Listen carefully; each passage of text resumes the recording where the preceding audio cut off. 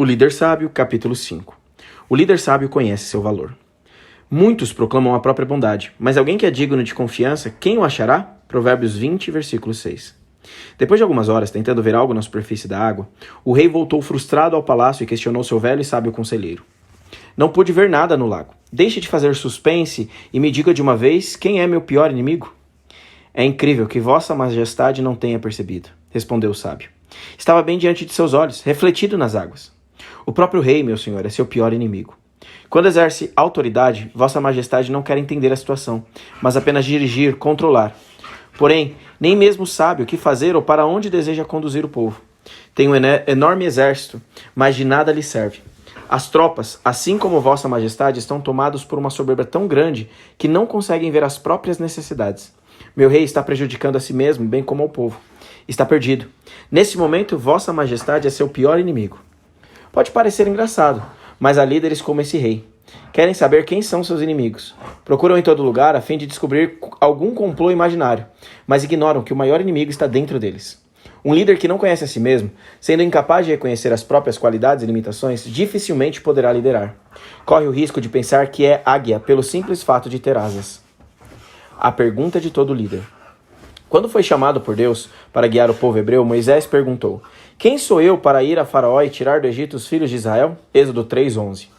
Moisés reconheceu a própria incapacidade diante da missão e fez a pergunta-chave que todo líder deveria responder para si mesmo antes de aceitar o desafio de liderar.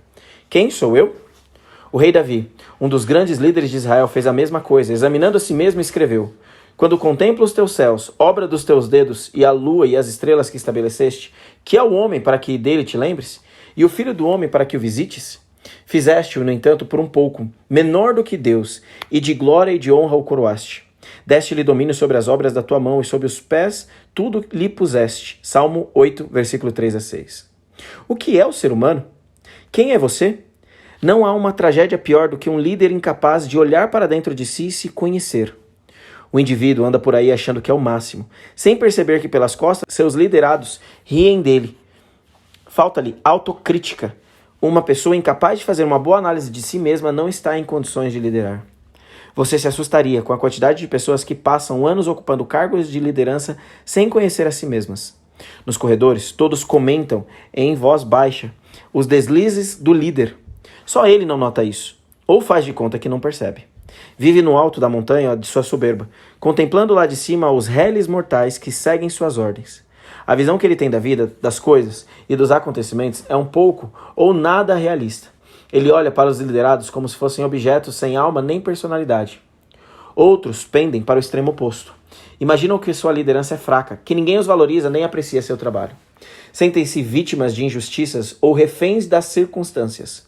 Por isso vivem ressentidos, complexados, afundando-se na autopiedade e alimentando uma baixa autoestima. Então tentam compensar tudo isso por meio de atitudes radicais e intransigentes. A consciência do próprio ser.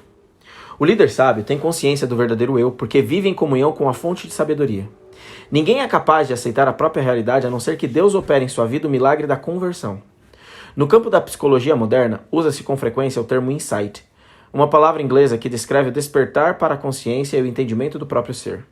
Ter um insight seria captar ou aprender a própria realidade, ser capaz de juntar as peças, relacionando uma vivência, uma atitude, uma forma de ser à sua origem.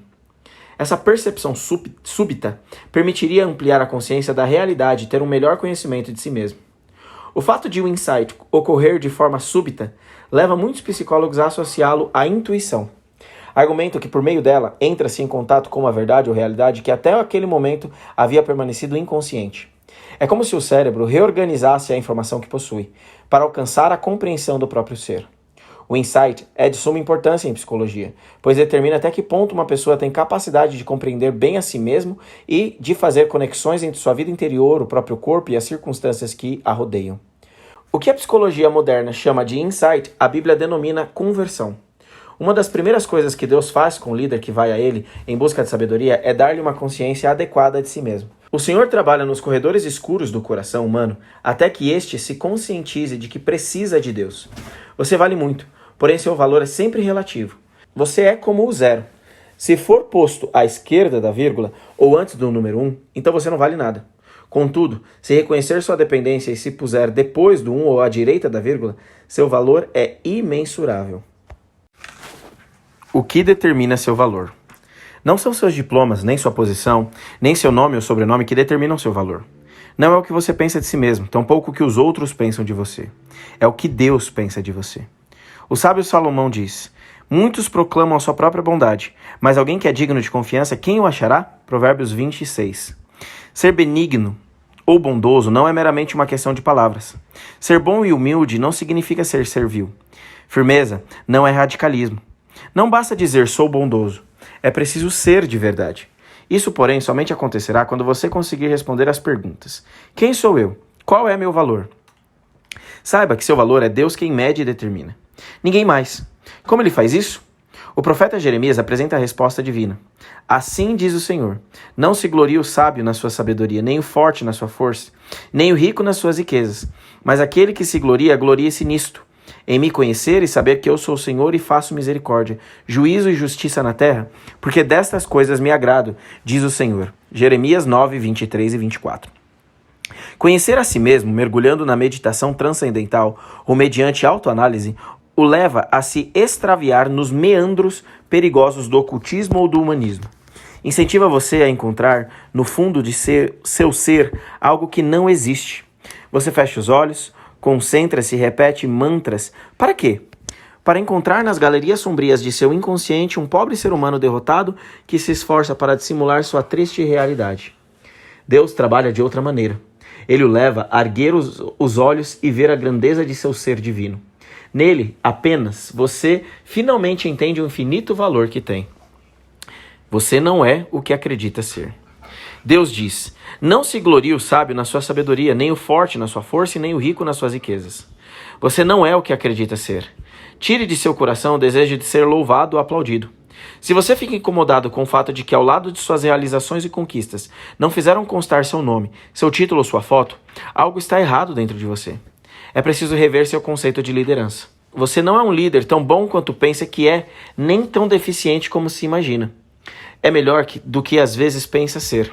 Outras vezes é pior do que seu coração supõe. O líder sábio assume 2 aspectos de seu ser. Sabe de seu potencial para a excelência e reconhece os perigos da mediocridade dentro de si. Ele identifica a batalha interior entre o egoísmo e a abnegação altruísta. Reconheça-se como você é. Você tem muitas qualidades, mas também inúmeros defeitos. Peça a Deus que o ajude a descobrir seus defeitos e deixe que as pessoas lideradas por você descubram suas qualidades. Não exagere em seu autoconceito. Também não amplifique seus defeitos nem menospreze suas virtudes. Você não é um diamante, mas também não é uma pedra vil sem valor. Não se compare com ninguém. Não há nenhuma pessoa neste mundo igual a você. Em você há um universo de possibilidades. Vá a Jesus e permita que Ele realize em você o que você não pode fazer por suas forças. Seu valor depende de Deus. Mas aquele que se gloria, glorie-se nisto, em me conhecer e saber que eu sou o Senhor. Em vez de ostentar títulos ou qualidades, a primeira preocupação do líder sábio deve ser entender e conhecer quem é Deus. Esse é o segredo do valor que o ser humano tem.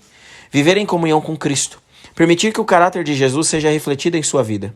Sem Cristo, é impossível ter consciência de quem você é. Sem essa consciência, é impossível ser um bom líder. É uma pena que, algumas vezes, certos conceitos populares do mundo atual, como autoconhecimento, tentem infiltrar-se no meio cristão. Vi líderes da igreja pulando e gritando a fim de liberar a energia interior, tal como fazem os gurus não cristãos de liderança. Vi líderes cristãos fascinados por esse tipo de ensinamento, como se o que se ouvem dos gurus da autoajuda fosse a descoberta do século. Esquecem-se de que, se a abordagem for correta, encontrarão tudo o que importa na palavra de Deus. A mulher samaritana. Pense na mulher samaritana. Ela ia todos os dias ao poço ao meio-dia para buscar água. Fazia isso de caso pensado. Achava que os samaritanos eram homens e mulheres cheios de preconceitos e não desejava vê-los nem ser vista por eles. Escolheu a hora mais quente do dia para pegar água, pois sabia que era o momento em que a rua estaria deserta, sem ninguém. Contudo, naquele dia encontrou Jesus e ele fez a diferença na vida daquela mulher. O mestre lhe pediu água e ela lhe respondeu: mas como que é um homem judeu vem pedir água a mim, que sou samaritana? Até aquele momento, ela havia pensado que os preconceituosos eram samaritanos. Somente diante da presença de Jesus descobriu que a campeã do preconceito era ela mesma. Só Jesus é capaz de despertar a consciência do próprio ser. Sem ele, é impossível ter uma ideia correta do valor que você tem. No texto do profeta Jeremias, citado anteriormente, há outro pensamento muito interessante. Eu sou o Senhor e faço misericórdia, juízo e justiça na terra, porque destas coisas me agrado. Misericórdia, juízo e justiça não seriam exatamente as qualidades de um líder sábio? De fato, são as qualidades próprias das pessoas que têm a chamada inteligência emocional. Você deseja ser um líder misericordioso e justo? Então procure entender e conhecer melhor quem é Deus. Ele é o autor da sabedoria.